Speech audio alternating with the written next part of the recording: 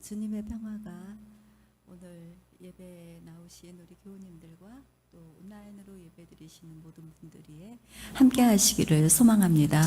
우리 서로 평화의 인사를 나눌까요? 주님의 평화가 당신과 함께 하시기를 원합니다.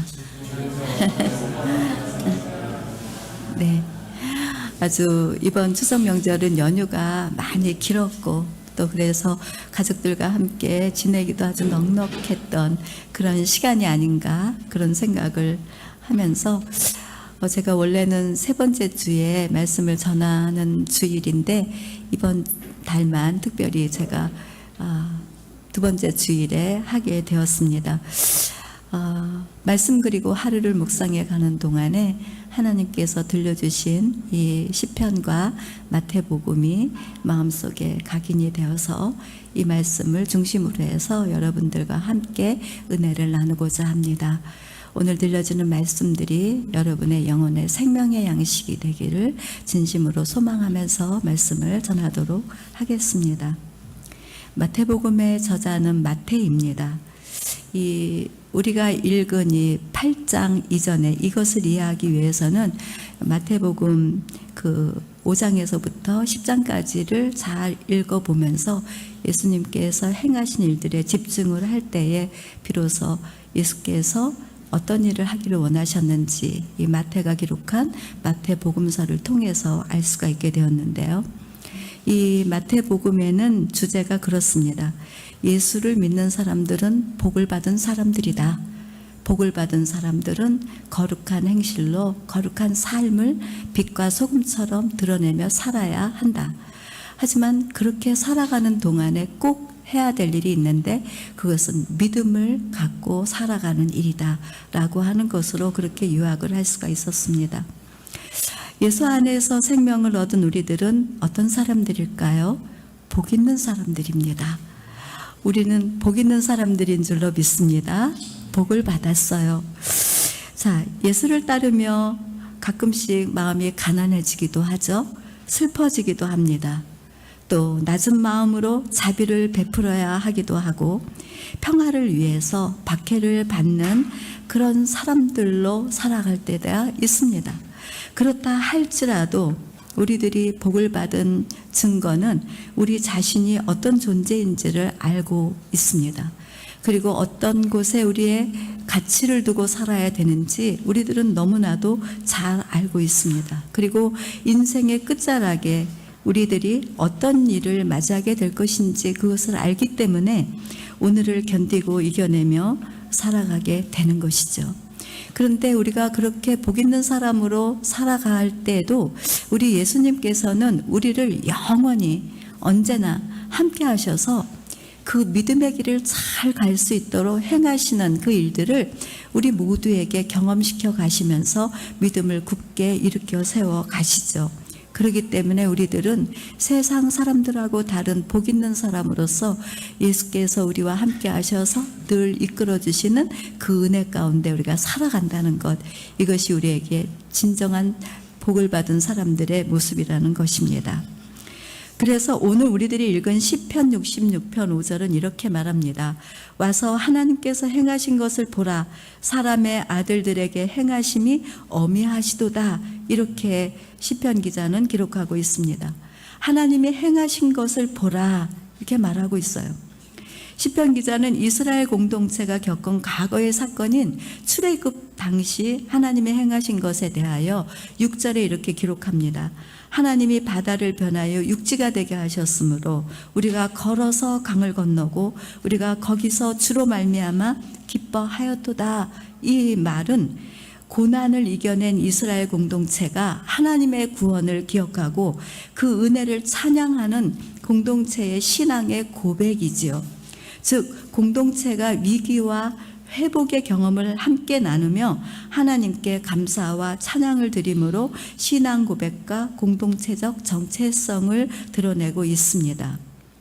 그래서 이와 같은 이유로 시편은 바벨론 포로기 이후의 역사적인 전환점에서 하나님의 구원과 이스라엘의 신앙 회복을 기념하는 기도로서 개인의 기도를 넘어서 공동체 전체의 신앙 고백과 감사이며 또한 사회적으로 신뢰를 쌓고 외부로부터 시련을 함께 극복하는 힘을 얻는데 매우 중요한 역할을 하게 합니다. 새사랑 교회에 모여 함께 공동체를 이루며 사는 동안 시련을 함께 극복해 갈 수 있는 힘이 어디서부터 왔느냐? 그것은 우리를 잘 알고 계시며 손잡아 주시는 구원의 하나님, 그 하나님이 우리 모든 성도들에게 임하기도 했지만 공동체 안에서도 역사하고 계심을 신뢰하는 믿음에 있었습니다. 우리들은 가끔 공동체를 섬기면서 힘들 때가 있지요. 저도 역시 예외는 아닙니다.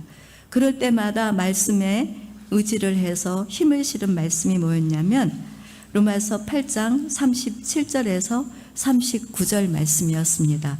우리 한 목소리로 같이 읽어보겠습니다. 그러나 이 모든 일에 우리를 사랑하시는 이로 말미암아 우리가 넉넉히 이기느니라. 내가 확신하노니 사망이나 생명이나 천사들이나 권세자들이나 현재일이나 장래일이나 능력이나 높음이나 깊음이나 다른 어떤 피조물이라도 우리를 우리 주 예수 그리스도 예수 안에 있는 하나님의 사랑에서 끊을 수 없느니라. 아멘. 이 말씀인데요. 이 말씀 중에서 가장 다가오는 말씀은 어떠한 일들이 일어난다 할지라도 우리들이 그 사랑에서 끊을 수가 없다라는 이 말씀이 마음속에 깊이 들어왔습니다. 힘에 겨워서 고생 가운데 살아가고 있지만 그 고생 때문에 하나님과 멀어지는 것이 아니라 그 고생이 우리 자신에게 더욱 굳센 믿음을 갖게 할 것이고 반드시 좋은 길로 이끄시는 은혜가 있을 것을 생각하면서 생각하는 것이 우리 새사랑교회 공동체였습니다. 가족을 생각하면서 고난을 이겨내듯이 공동체인 새사랑교회를 품으며 하나님께서 행하실 일들을 기억하고 지극히 작은 믿음이라도 기도에 힘을 내고 여러분들의 이름을 가슴에 품으면서 안아봅니다. 그러다 보면 다시 새 힘이 들어오지요. 차분히 주님의 뜻을 따라갈 수 있었습니다. 위기가 있을 때 시련을 극복하는 힘이 공동체의 사랑에 머물러 있을 때면 다시 새 힘이 들어오게 되는 것이죠. 다만 갖춰야 될 것이 있었다면 그것은 우리들에게 구원을 베푸실 하나님을 믿는 믿음이라는 것입니다. 예수께서 공생애를 사시는 동안 마태복음 안에는 10가지의 기억이 나열되어 있습니다. 문둥병자, 백부장의 종, 베드로의 장모, 갈릴리 바다의 풍랑을 잠잠케 하시고 거라사 지방 귀신 들린 자, 중풍병자, 해당장 야이로의 딸을 소생시키시고 또 하혈하는 여인을 치료해 주시고 오병이어의 기적을 14장 15장에서 나타내신 이 이적들이 있습니다. 근데 이 이적들을 통해서 예수께서 하고자 하시는 일이 있는데 오늘은 나병 환자와 백부장의 이야기를 한번 들려보고자 합니다. 처음 예수께서는 나병 환자를 고쳐주셨습니다. 그 나병 환자를 고치시고 하신 일은 제사장에게 몸을 보이고 예물을 바치라는 일이었는데 이것은 나병은 전염성이 크기 때문에 전염병을 예방하기 위한 조치로 공동체에서 떨어져 나올 수밖에 없었지요. 그러나 이제는 치료를 받았기에 그는 다시 공동체로 들어가야 되는데 그러기 위해서 그는 제사장에게 나은 몸을 보여야 하고 예물을 드려야만 했습니다. 이것이 그 시대의 율법이었죠. 그래서 이 율법을 지키고 율법을 완성시키시는 예수 그리스도께서는 이제 나병 환자를 치료해 주신 그 사람이 공동체 안에서 다시 생활을 할 수 있도록 도와주시는 것이었습니다. 나병 환자를 찾아오신 예수님은 손으로 그 나병 환자의 손을 대시고 그 질병을 치유해 주셨어요. 그리고 공동체로 다시 들어가 살 수 있도록 도와주신 것, 이것은 예수님의 사랑이 그 사랑하는 그 주님의 마음이 아닐 수 없습니다. 나병 환자는 그 일을 통해서 다시 가정으로 공동체 안으로 새로운 삶을 시작할 수가 있었을 것입니다. 그 후에 예수께서는 백부장과의 만남이 기록되어져 있습니다. 백부장은 100명의 군대를 지휘하는 군대 장관으로서 가버나움에 사는 이방인이었습니다. 나병 환자가 유대인이었다면 이 백부장은 이방인인데 이 백부장은 어떤 사람이냐면 그 공동체 안에 중환병에 걸린 하인 한 사람을 위해서 예수 앞으로 나간 사람이에요. 들리는 소문에 의하면 백부장은 이스라엘 백성을 위하여 회당을 지어줄 만큼 사랑했고 그리고 선한 일을 직접 행동으로 옮긴 사람이었다고 합니다. 그런 그가 하인의 병을 가지고 예수 앞에 나오는 것은 예수를 만나면 병을 치료받을 수 있다고 하는 확신이 있었기 때문이기도 했겠지만 무엇보다도 하인을 사랑했기에 가능한 일이었을 것이라고 저는 생각합니다. 당신은 기도하고 계십니까? 그러면 당신은 사랑하고 있는 것입니다. 라는 글이 있는데 누구의 말인지 생각은 잘 나지를 않더라고요. 하지만 굉장히 중요한 말이죠. 사랑하게 되면 기도하게 되고 기도하게 되는 그 믿음의 기도는 역사하는 힘이 크게 작용하게 될 줄로 믿습니다. 그런데 더 놀라운 것은 그 소식을 들은 예수께서 내가 가서 고쳐주리라 이렇게 말씀하셨을 때 주여 내 집에 들어오심을 나는 감당하지 못하겠사오니 다만 말씀으로만 하옵소서 그러면 내 하인이 낫겠사옵나이다 라고 말을 합니다. 그러면서 자신도 남의 수하에 있으면서 내 아래 군사가 있을 때 이더러 가라 하면 가고 저더러 오라 하면 오고 내 종더러 이것을 하라 하면 한다는 이 말은 철저히 명령에 따르는 순종이라는 말이죠. 그러니까 말씀하신 것이 곧 명령이고 그 명령에 순종하면 이루어질 것을 확신하는 믿음, 이것이 백부장의 믿음이었습니다. 예수님이 놀라시지요. 이만한 믿음을 가진 사람을 본 적이 없다라고 하시면서 백부장의 믿음을 칭찬하십니다. 이런 백부장의 믿음은 예수께서 말씀하시면 그대로 나올 것이라는 믿음입니다. 그런데 본 것을 믿는 믿음이 아니라 아직 이루어지지 않는 일에도 이루어질 것을 확신하는 믿음을 말하는 것입니다. 요즘같이 보고도 믿지 못하는 어리석은 자들에게 얼마나 부끄럽게 하는 믿음인지를 생각해 볼 수가 있었습니다. 우리들도 살아가면서 겪는 수많은 고생과 고통들이 있고 감당할 수 없는 연약함이 있습니다. 하지만 하나님은 그 연약해진 그 시간 속에 역사하심으로 하나님께서 행하시는 일들을 보게 하십니다. 나병으로 인해 소외된 곳에 외로움을 갖고 죽음의 길로 가고 있을 때 예수님 찾아가셔서 친히 손을 얹어 낫게 하신 것처럼 이스라엘 공동체를 이끄는 백부장의 하인이 낫기를 청했을 때 그의 믿음을 보시고 공동체의 용기와 치료를 통해서 힘을 돋아주신 것처럼 지금도 우리들의 연약함 속에 찾아오시고 우리들의 가족 공동체 안에 또는 신앙의 공동체 안에 있는 고통을 사랑의 마음을 품고 믿음으로 나아갈 때 행하시는 일을 보게 하심으로 세상을 이겨내는 넉넉한 믿음의 사람이 되게 하실 것입니다. 그러므로 언제나 오늘이나 변함없이 우리를 알고 계시며 치유와 회복으로 이끄시는 믿음의 확신으로 승리의 삶을 살아가는 저와 여러분들의 믿음이 되시기를 축복합니다. 시편 27편 13절을 이렇게 얘기합니다. 같이 읽겠습니다. 이 세상에 머무는 내 한 생애에 내가 주님의 자비를 입을 것을 나는 확실히 믿는다. 아멘. 시편 기자는 자신이 살아가는 동안 주님의 자비를 입고 살 것을 확신하는 믿음의 고백은 우리가 살아가는 평생에도 주님의 자비가 있을 것을 믿으며 살아야 된다라는 교훈을 가져오게 됩니다. 말씀을 준비하면서 지나온 새사랑교회에 행하신 하나님의 일을 생각하게 되었습니다. 2001년 5평 매우 작은 공간에서 예배를 처음 드린 교회, 그 교회는 비가 많이 와서 비만 오면 빗물을 퍼날라야 했습니다. 그리고 비도 비지만 비 온 후에 그 예배당은 곰팡이로 가득했고 바퀴벌레도 나왔고 쥐도 있었습니다. 위생적으로 참 많이 열악한 환경에서 있었습니다. 우리 박창규 목사님이 인덕원에서 출퇴근하면서 그 새사랑교회에 왔을 때면 여지없이 하는 일은 곰팡이를 닦아내는 일이었습니다. 우리 학생부에 있었던 정윤아, 진아 우리들의 증인이지요. 우리들은 그렇게 새사랑교회의 열악한 환경 속에서 함께 살아왔습니다. 그렇게 10년을 지나다가 2011년 교단의 도움을 입어 지금 예배를 드리는 2층으로 옮겨오게 되었습니다. 곰팡이 냄새가 변하여 2층으로 처음 올라오던 그날 커피 향이 가득한 공간으로 이동을 했다는 것이 얼마나 감사했는지 모릅니다. 인테리어를 시작하기 전에 그때 정희와 진호 그리고 우리 진아 여러 지체들이 함께 인테리어 전에 그 공간에서 모여서 기도를 드렸습니다. 기도 드릴 때 정희하고 진호가 그 말을 했습니다. 지금 기억이 나는지 모르겠는데 대학교 가기 전이니까 건너편에 노원정보도서관 그 앞에 서서 그 2층을 바라보면서 저기 저 공간이 우리 새사랑교회였으면 좋겠다라고 그렇게 얘기들을 했다는 얘기를 기도회 하면서 들었습니다.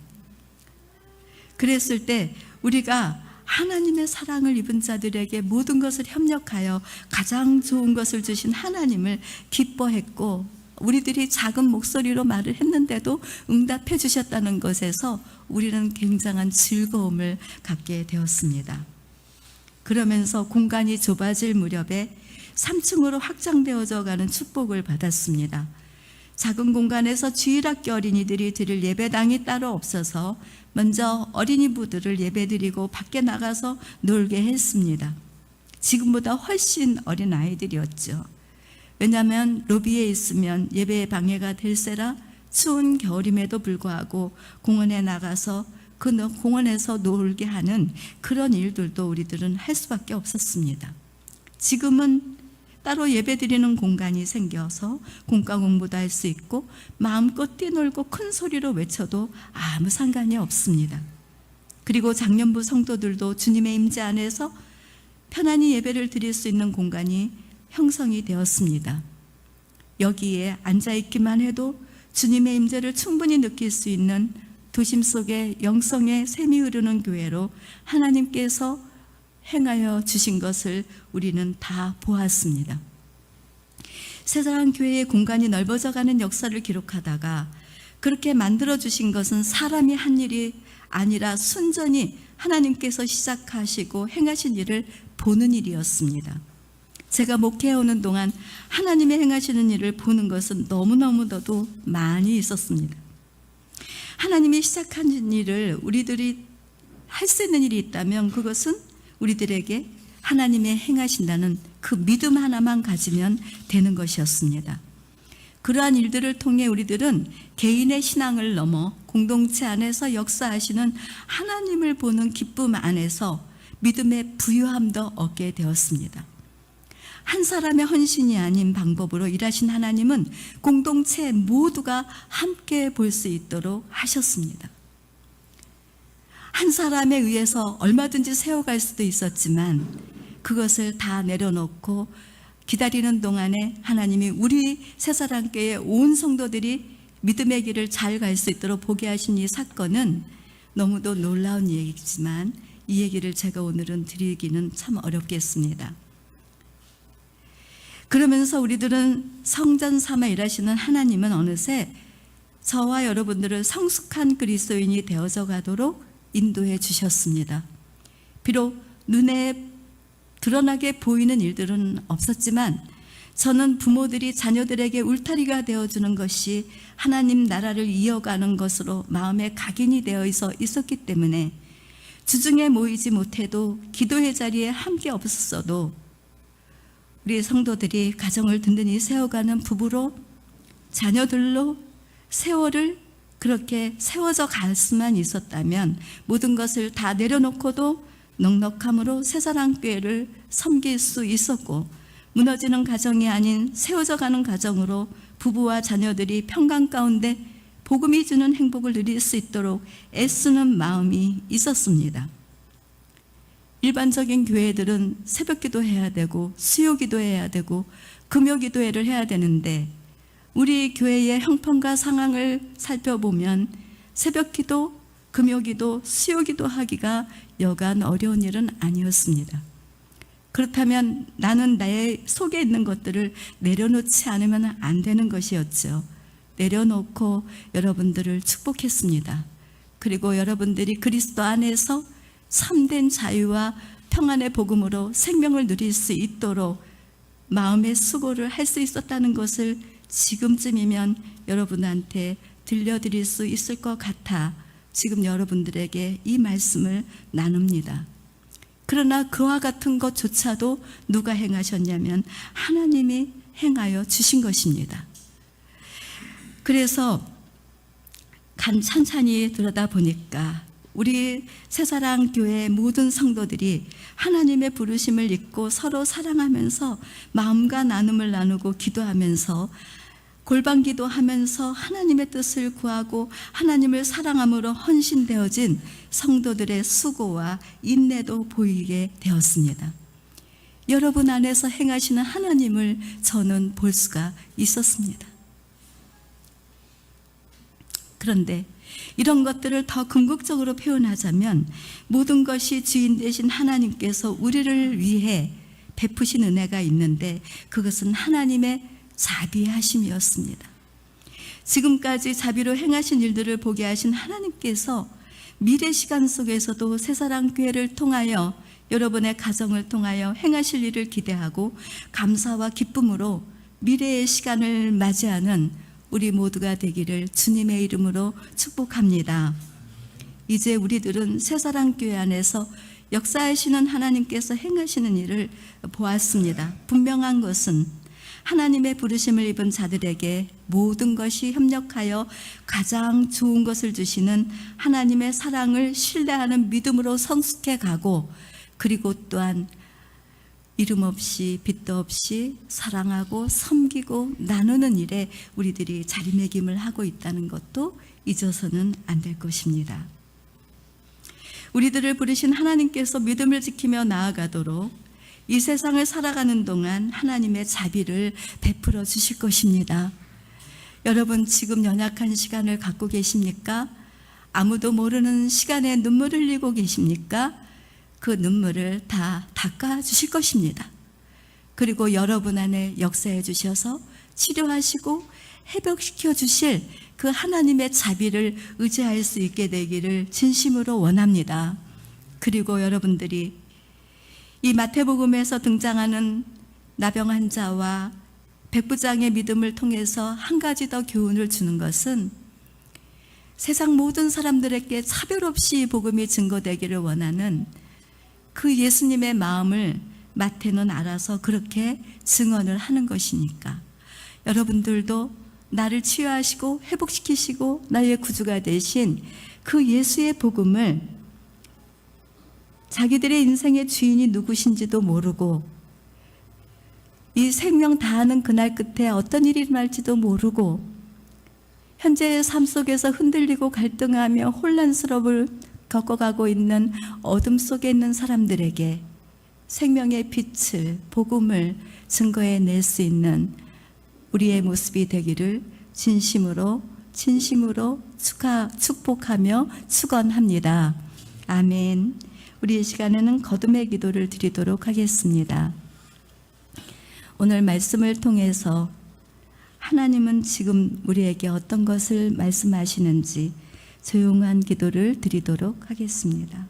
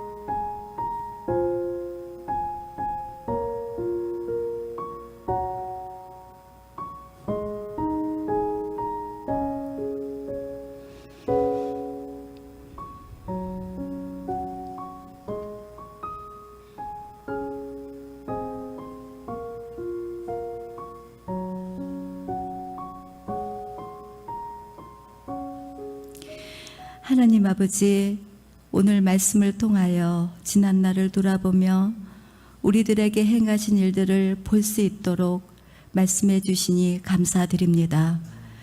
하나님의 선하심으로 우리를 끝까지 사랑하시며 자비의 손을 내미시지만 여전히 우리들은 연약함에 무너지기도 하고 가슴 답답함에 마음 졸이기도 합니다.